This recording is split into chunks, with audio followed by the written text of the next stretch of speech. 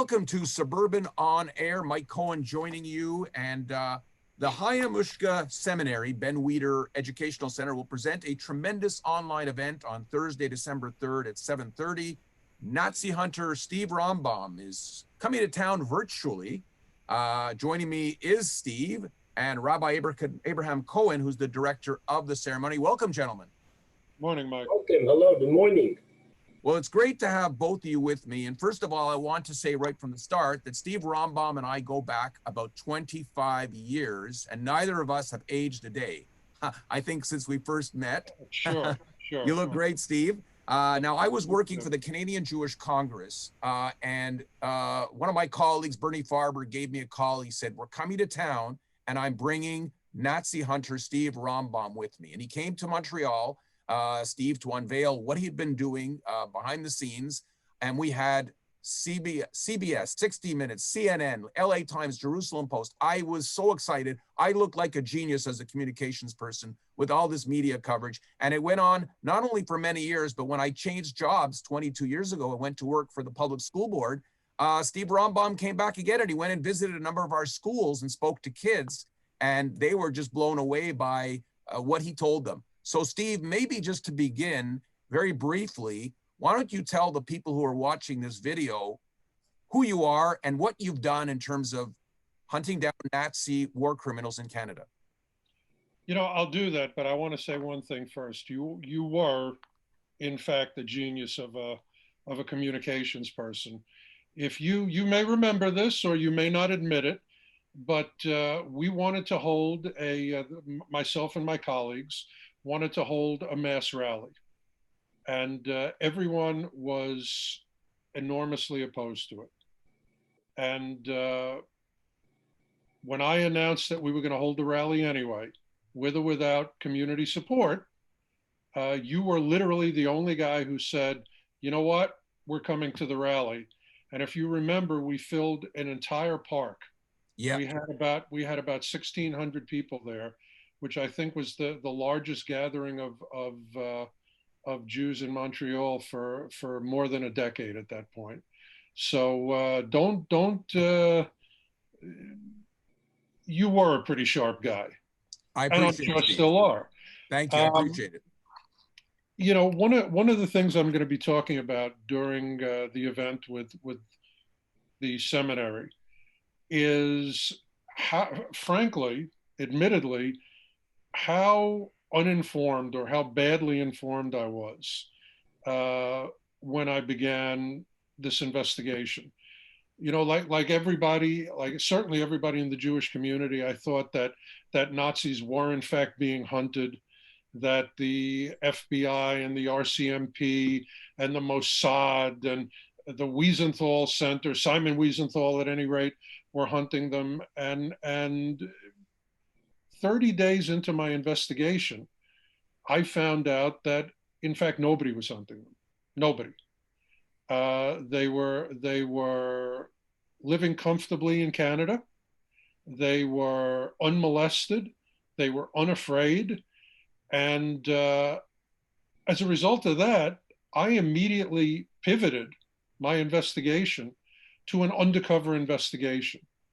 I saw that they were so comfortable and so unafraid. I assumed, fortunately correctly, that if I went and knocked on their door in an undercover role, they would tell me about all the Jews they killed. And in fact, that happened. Many of the people sat down with me. The first guy that I sat down with, and we'll talk about that on what is it, next Wednesday, December 3rd? Next Thursday. Next Thursday, December 3rd.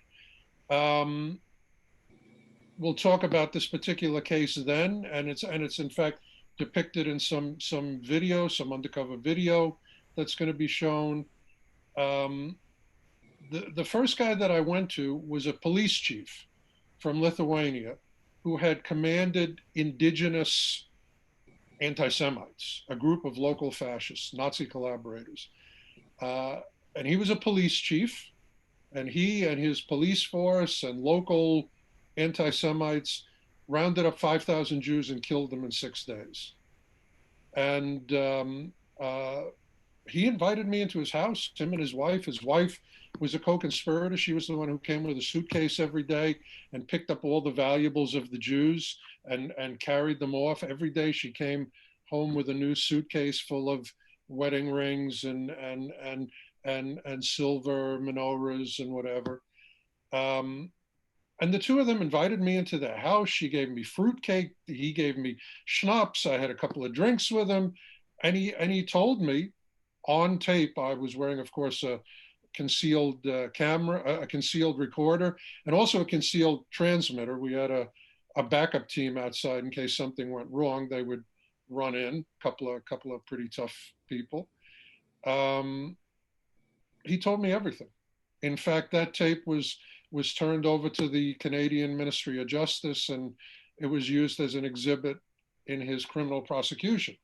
He died, by the way, on the way to court. He died on the way to court. So justice was served, basically. Not entirely, but the fact of the matter is, when he went in front of the only court that really matters, when he died, I'm sure he was appropriately prosecuted and sentenced. Well, that's a little sneak peek. Rabbi, you have the magic touch. A couple of years ago, Lior Raz from Fauda came to speak at the Shar Shemayim. I was there. It was his second appearance in Montreal, but it was before the second season. And I know that you packed the place. It was riveting. And again, I've had him twice, and I hope someone brings him back for a third time. Maybe he'll be your guest next year again. But tell us about the seminary, what you do, and why an event like this is so important. Thank you very much, Mike, and thank you again, Stephen, for your beautiful presentation. We are the Chabad Seminary of Canada, as you mentioned before, Chaya Mushka Seminary. Our mandate is to train young ladies through a program, a 2-year program, in order to become leaders, directors, and youth directors and community leaders in Canada and across the world. And that has been mandated to us by the Lubavitcher Rebbe, Rabbi Menachem M. Schneerson. The name Chaya Mushka that's on the building is, as a matter of fact, is in memory of his wife. His wife was Chaya Mushka Seminary. And our raison d'etre and our mission is to educate people. Our raison d'etre, our mission is to bring people back into the fold. So Chabad does that all over the world. We have over 5,700 centers worldwide. And one of our main missions is to train the young ladies who become the Chabad Rebbitzins, who become the Chabad rabbis' wives around the world. So for that, we have a gala, and that's when Lior Raz was invited. We have a gala, and by each gala, we invite an alumni who's around the world. One's from Singapore, once they came from Kiev, another one came from Monaco, another one came from Istanbul, from Turkey, another one came from Trieste in Italy. So we have them stationed all over the world, and they come in order to share with them what they educated, what they took from the seminary that they could impart to the world and to the community. And I thought it was an important part of our mission to bring in and to invite Steve Rambam, who is, like we mentioned before, he's a PI, private investigator, but mostly in order to bring justice and bring what is right, what needs to be done in a correct way, in a right way, in terms of bringing people to justice who have wronged other people, who have done wrong to other minorities, to communities. I just heard now what Steve said to him, 5,000 people of a village were murdered in 5-6 days. I mean, I'm just appalled. So I think it's important that if something right has to be done, then that right thing has to be pursued and done until the end. And that's also the reason why we had brought in the past people like Mr. Roth, Isaac Isaac Roth from New York. He's a 94-year-old Holocaust survivor, and he imparted with us and shared with us different maneuvers, what he did in order to survive. I mean, we have to educate people about what actually happened. As a matter of fact, one of our next speakers, Miriam, my EA, my executive assistant, is going to be working on this shortly. We're planning to bring the last member of the Schindler's List living in Montreal. Wow. His name is Roman Lesniak. Yes, of course, I know who he is. Oh, you know who he is? I've heard the name also, yeah. Right, so there's 1,200 people that was on his list. Of the 1,200 people, he's 99 years old. I spoke to him this week. 99 years old. His cup is all the way there. He says, Rabbi, it'll be a pleasure for me to do one of your lectures. I want the people to know who was Oskar Schindler, how he helped the people, educate the people, and make sure never again. Yes, excellent. Steve, I want to ask you now, being a Nazi hunter, if you will, right now we're in the year 2020. Are there any Nazi war criminals still around to hunt down?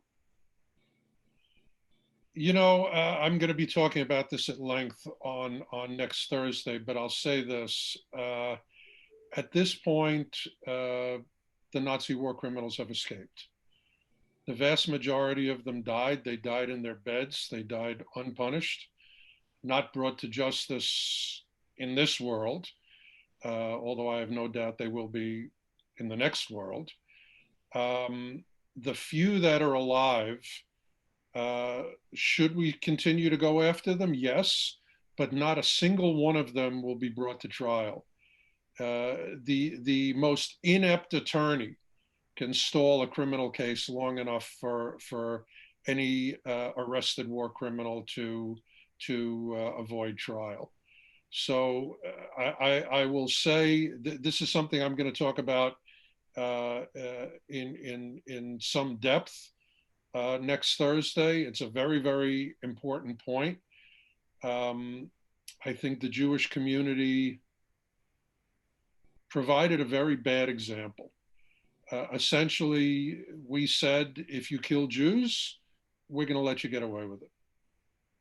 Okay. Rabbi, just one last thing. Can you tell us, how do people get tickets, if you will, to view this online? It's a COVID-friendly event, so very careful, all online. How will people be able to get to see Steve's presentation and a very special clips from a film that was done that I just found out I'm in. I know I was interviewed for it, so I'm looking forward to it. How do people get on? So very simple. Number one, you can go to our website. It's www.theseminary.ca, THESEMINARY.ca, and you'll see a link to go right onto the Steve Rambam lecture. That's number one. And number two, we have a Facebook page, which is Chabad Seminary of Canada, Ben Weeder Educational Center. So either through your Facebook page or through our website at theseminary.ca, you'll see a link, and on the link, you'll click the link at 7:30 on December the 3rd, Thursday night. There's no charge. It's free of charge to the community completely. There's a suggested donation of $10, but that's completely voluntarily. If you don't want, it's okay. Our mandate is to educate. That's what Chabad is all about. Educate and bring Yiddishkeit and Torah closer to the people. I love it. Thank you both for joining me, and I'm very much looking forward to seeing the lecture, and I think it'll be seen from coast to coast. Good luck, everybody. Thanks, Mike. Thank you. My pleasure.